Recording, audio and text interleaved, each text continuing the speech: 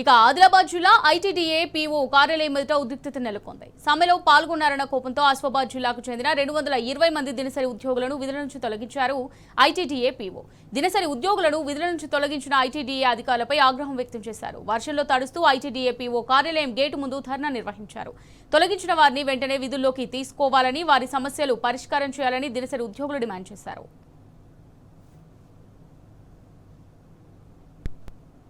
గత 34 రోజులుగా గిరిజన కార్మికులందరం సమ్మె చేస్తా ఉన్నాం. రాష్ట్ర ప్రభుత్వం గిరిజన సంక్షేమ శాఖ అధికారులు తీవ్ర నిర్లక్ష్యంగా వ్యవహరిస్తూ ఉన్నారు. దీన్ని నిరసిస్తూ 3 రోజుల పాటు నిన్న ఇవాళ రాష్ట్ర వ్యాప్తంగా ఐటీడీఏల దగ్గర పెద్ద ఎత్తున ఆందోళన నిర్వహిస్తూ ఉన్నాం.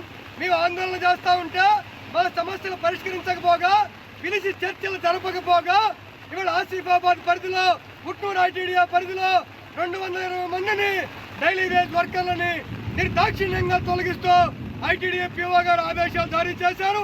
ఇవాళ పీఓ గారు మొత్తం తప్పుడు సమాచారం ఒక గిరిజనుల మీద తప్పుడు ప్రచారం చేస్తుంది. మాకు సమాచారం ఇవ్వలేదు, సమ్మె చేస్తున్నారని చెప్తా ఉంది. ఇది తప్పు. ఈ నెల 10వ తేదీన స్వయంగా పీఓ గారిని కలిసి మేము సమ్మెలోకి వెళ్తున్నామని చెప్పాం. 33 రోజులుగా సమ్మె జరుగుతూ ఉంటే ఐటీడీఏ పీఓగా ఉండి ఏం చేస్తున్నారు? సమ్మె జరిగే విషయం తెలియదా? ఎందుకు చర్చలు జరపలేదు?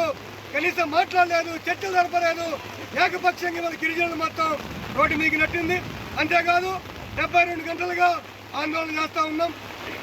మొన్న పోలీసులతోటి మహిళా కార్మికులను కొట్టించింది.